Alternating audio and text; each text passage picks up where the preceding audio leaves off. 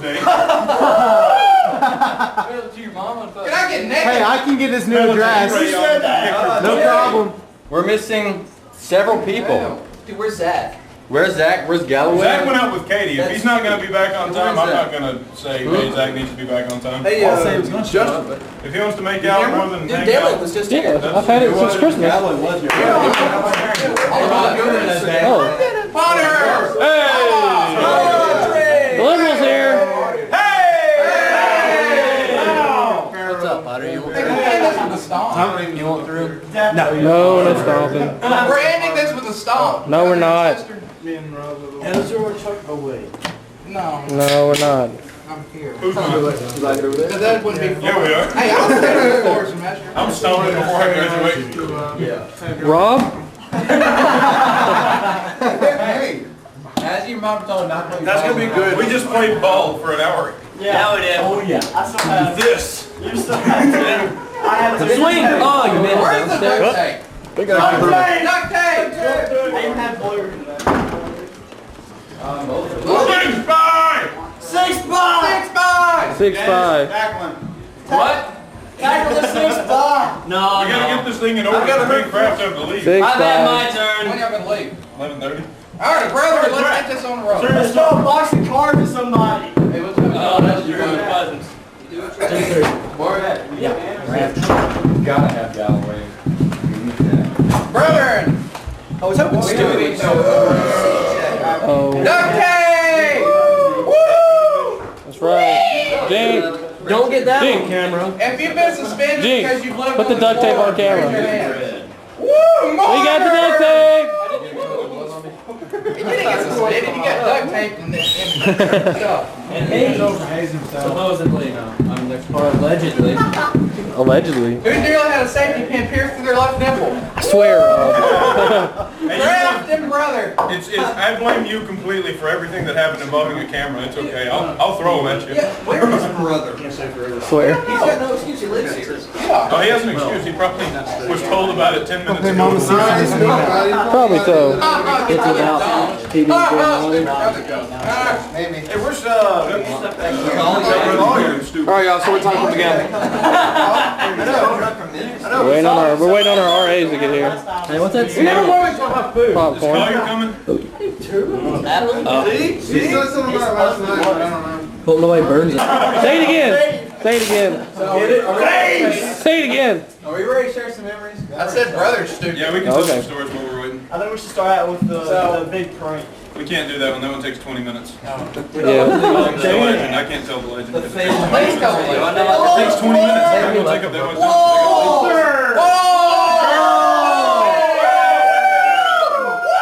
Get naked! It's Seahawk. Woo! Hugging. Whoa! Ow! My Whoa! Ow! Texan brother. Ride 'em, cowboy! Hey, buddy. It's cancer time. Nathan. Oh. Get a seat on the couch. There's one of the RAs. Hey, one of the RAs is here. Random Dane who's never lived here. Woo! Next RA. RA.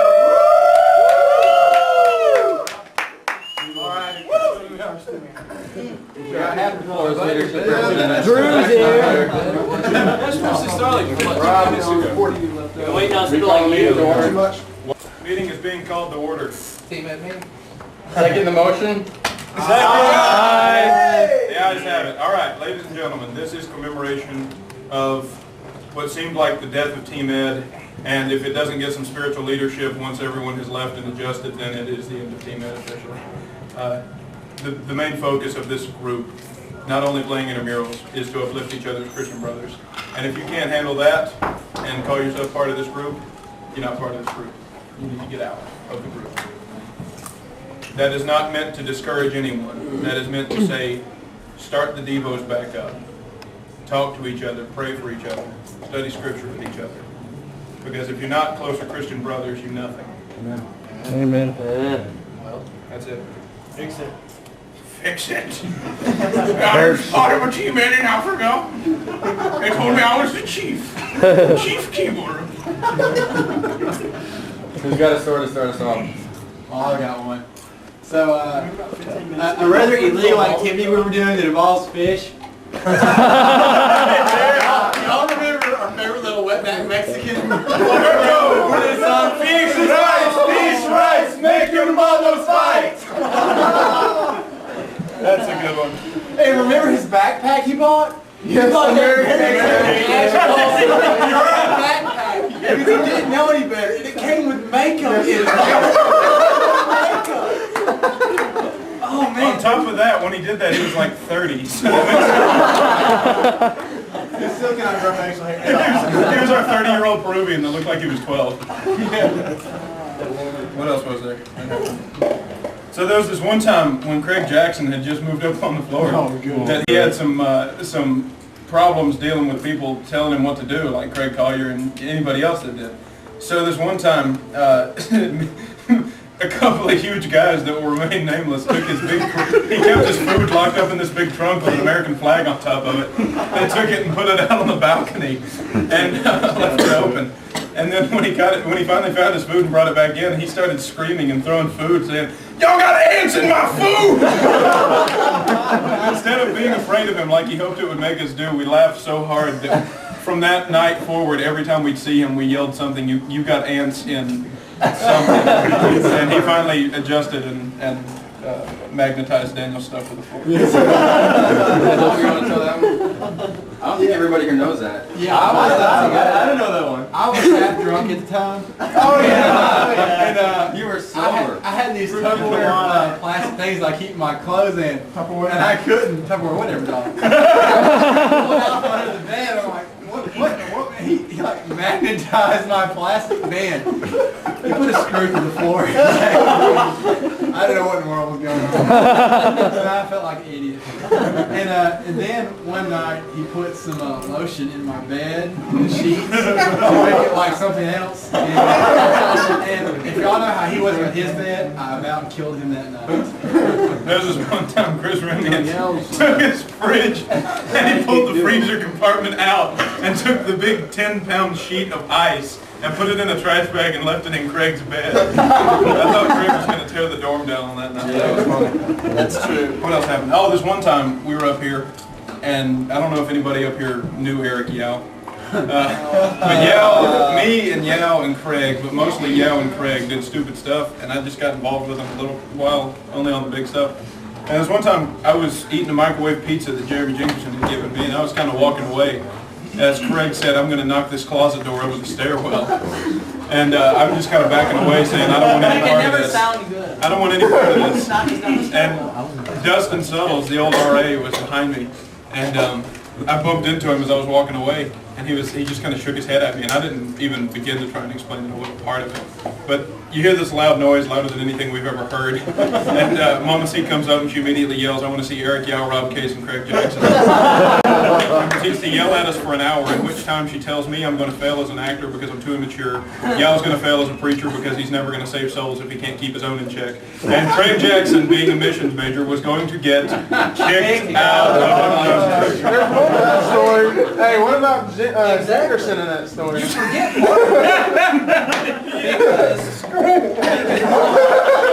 part of Mama C had come up on the floor, but during this time, Yao was in his room, and Yao was talking on the phone to his girlfriend. Tracy. Okay, let me tell my part of the story. I was sitting right here, probably lying down, reading a book. And I saw Mama C come up that hallway and sit down Indian style right there with a book, like she was a babysitter. When that tradition started.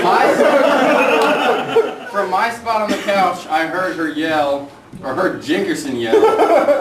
Say it. Screw her! This is our dorm! And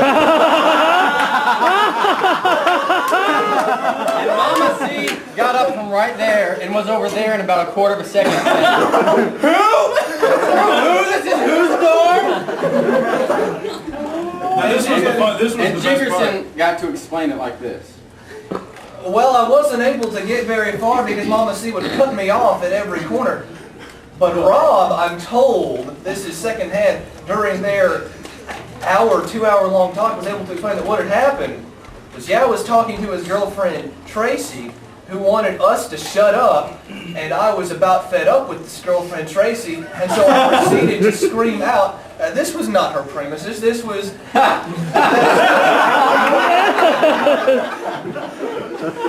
Wow. You're going to be a shady lawyer one day. Wow, that's great. That was an exciting night. The most enjoyable part of that night is when me and Craig were standing there talking and laughing with Jinkerson, and he said, "Screw her, this is our door," and I heard, and I said, "She's coming." And Craig and me look at each other, and we're like, and Jinkerson's just going, he keeps that face for a second, and me and Craig are just kind of slowly backing out of the room, and we're just like, as she's shoving him in there. So I gotta get a Mama C yelling story. Freshman year, I mean, I remember this.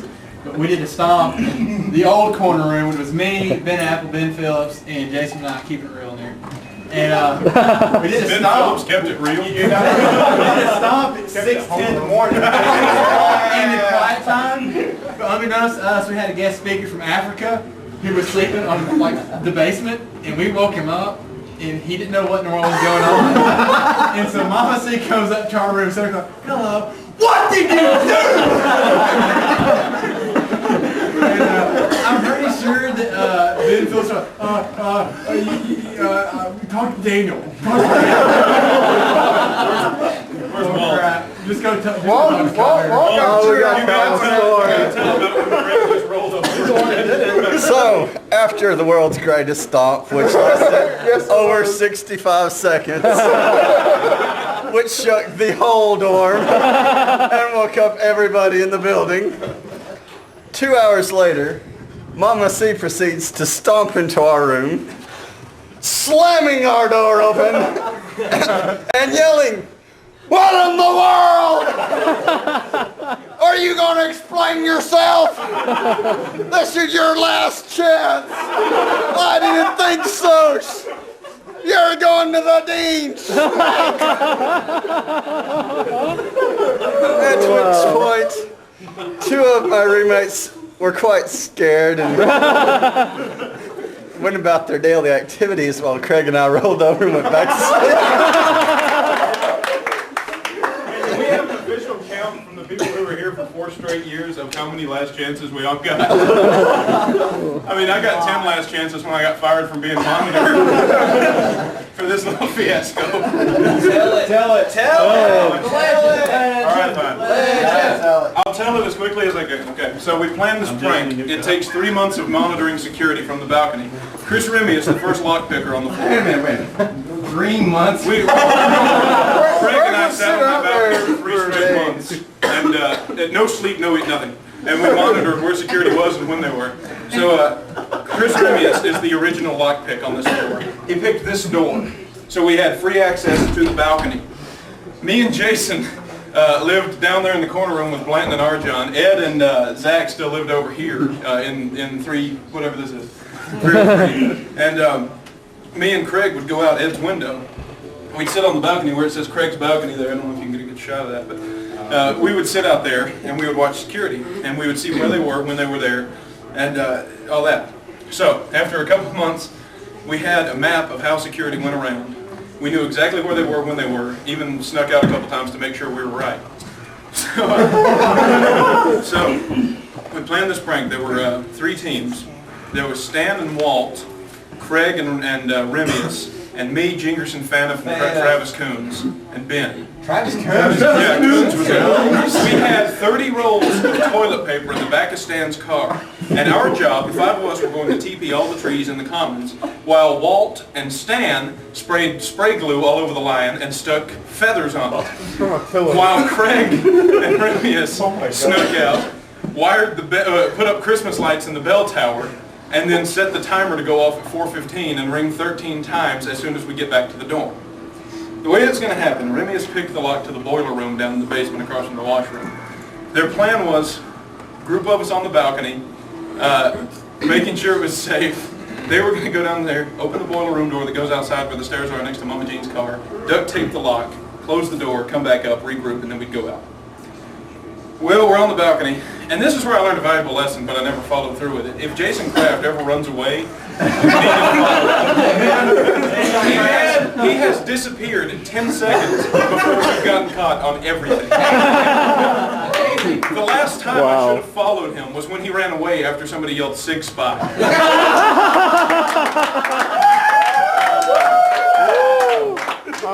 When they're going downstairs, they get into the boiler room. I'm working as a monitor in the dorm. I'm supposed to be the next RA of 3rd floor after Dusty leaves. Mama Cia told me that. She said, I want you to work for me for a year and then you'll be RA. And I was like, okay, cool. So I'm out on the balcony with those guys. And we hear this noise. It's just a noise, but it's Henderson, so it could have been anything. Well, Blanton comes to the door. About this time, Jason goes back through the door and goes into the room. Blanton comes up and he says, guys, I just heard a really loud noise from the window. And I think the whole dorm could have heard it. You might want to watch out. We're out on the balcony, and Wilson McCorkle, I don't know if you know Wilson. That's when he lived around here. Wilson looked through the door, and if you know Wilson and he says, here comes Papa D, you're like, yeah, shut up. Well, I heard that noise. I get on the walkie-talkie to Craig. I say, guys, is it okay? Are you coming back up to the balcony? Wilson says, here comes Papa D. Yeah, whatever, shut up. So just in case, I put the binoculars and the walkie-talkie inside Ed's window. Door opens, Papa D's standing there in his shorts. He goes, let's go to the lobby.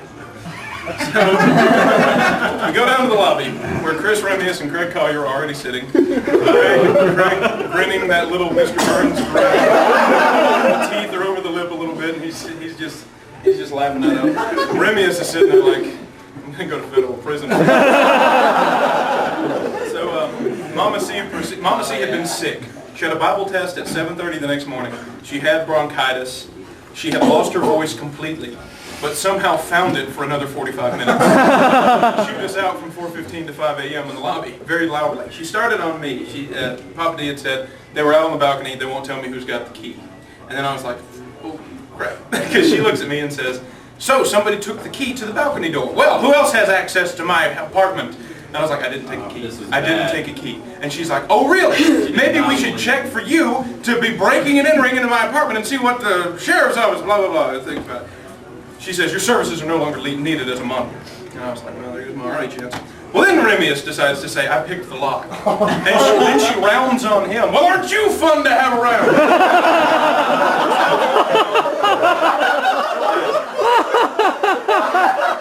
She goes off on him for 20 minutes. She goes off on Craig for a few minutes. Then she goes off on the freshmen for being involved with us. Not that they did something bad, but they're mixing in with us. We come back up. She says, I want you all to promptly go to your rooms. So we came up.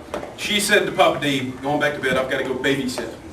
She sits on the floor in here, Indian style, with her notes, and studies from 5:45 until time for her Bible test. And she's already sick, so she's mad as a hornet anyway.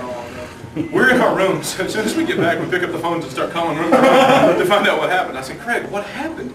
He said, well, we got into the boiler room, we opened the door, and nobody had noticed that it was a spring-loaded door. Rob's retelling. So when somebody let go of the door to get the duct tape from Chris, it slammed shut really loud and woke up Papa D. Right beneath their apartment. Yeah, just under their apartment. Papa D goes down to the boiler room, and he's standing in the doorway like this for about 10 minutes while they're sitting there trying to fumble with the door.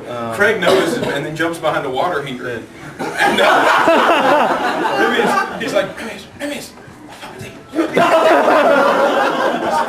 Remius turns around and he just kind of puts his lockpick kit on top of the fire extinguisher case as they walk out of the door. And they go up to the lobby and he's like, next thing we know, you guys were down there, and then Rodan came out. At this point, if you've ever seen Godzilla vs. Rodan, the giant armadillo moth screeches really loudly. Mama C's alter ego, the non-sweet, loving, caring Mama C that we all know and love, when she becomes angry at us, she turns into Rodan and destroys Tokyo. So that is the gigantic botched prank that happened 2 years ago. Apple. Craig's calling. Craig's on the phone. Speakerphone on your phone? No. Okay, tell him to call mine. Call Ben's. 65 seconds. He said call now. All right. Look. So what happens now? Craig's gonna do a speakerphone. Craig's call him. He's been calling. You say he's been trying to call? Yeah. So So, Michael, There is no Michael, what's that story about you and Papa D a couple of nights ago? Oh, yeah? Yeah! You gotta tell that, buddy. I don't know what you're talking about. Oh, you gotta tell that. I'm studying. I saw it, man. You gotta tell it. You tell me. I don't want to tell it. You tell it better. Tell it, Michael. Hey, tell I'm not gonna tell it. All right, yeah, here we go. All right, wait a second. Ben? Hold on. You there? Yeah. Hey! We just heard the about the whole ordeal with the boiler room and the lockpicks. Rob told it well.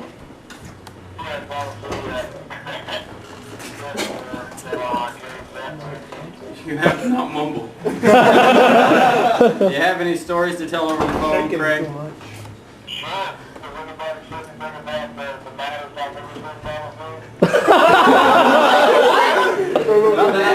See Mama C.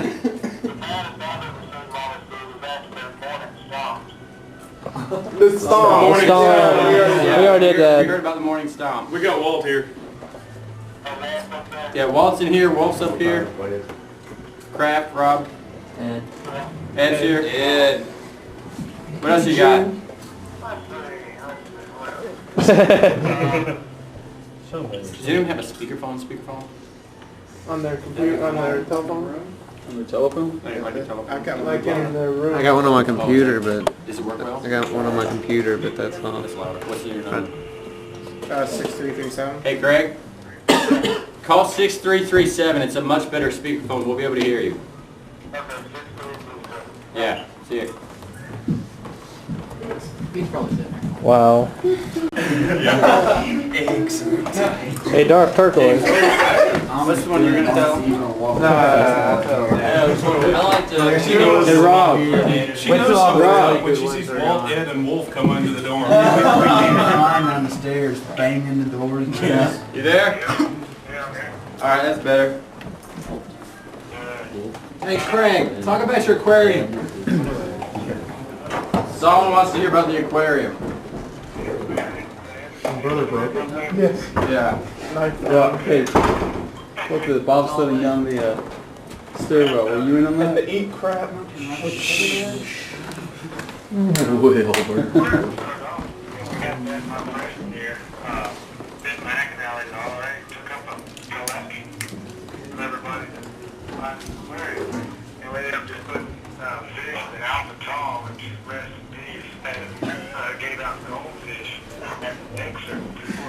Toga party. Talk about the toga party, girl.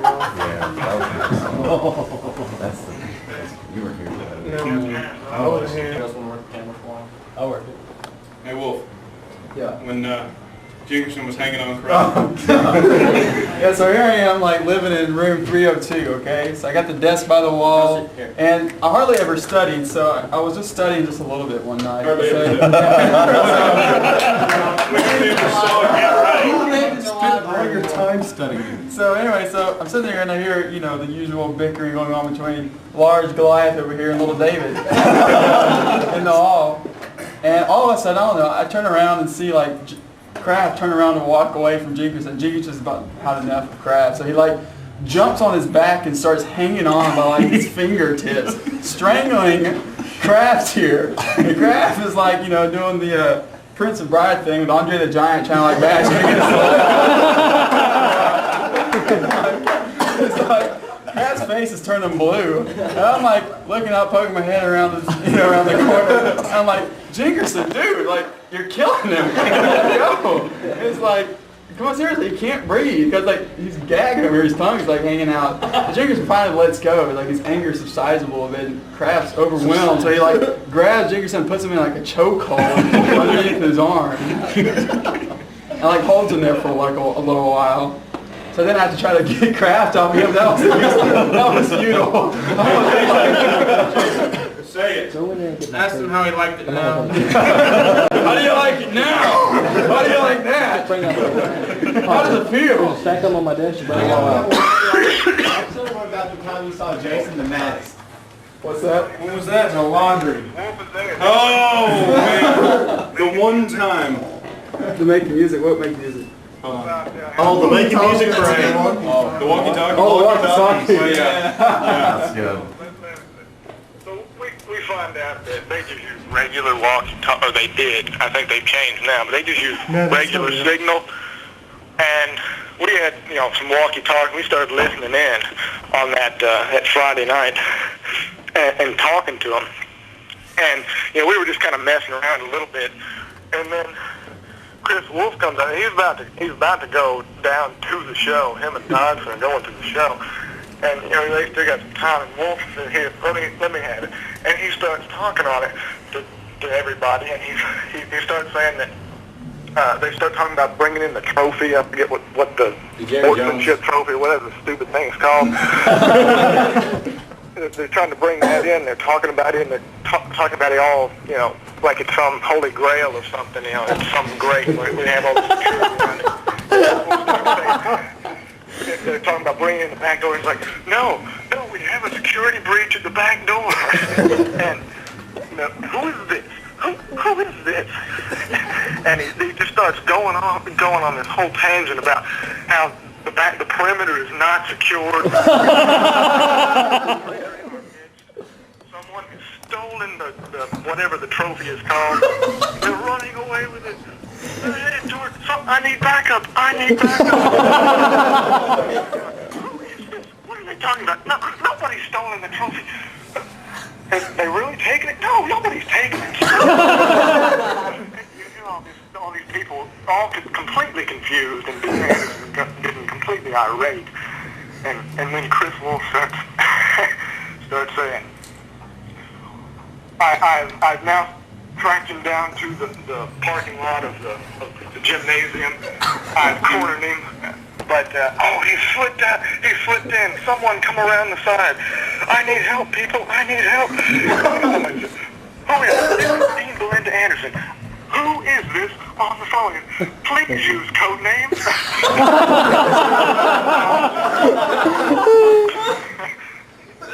Completely serious. Anyway, and then he pretty much hung up. He had to go. Oh, but she was mad the rest of that night. He got her off on a bad start. At one point, Wolf was yelling, "Shots are fired."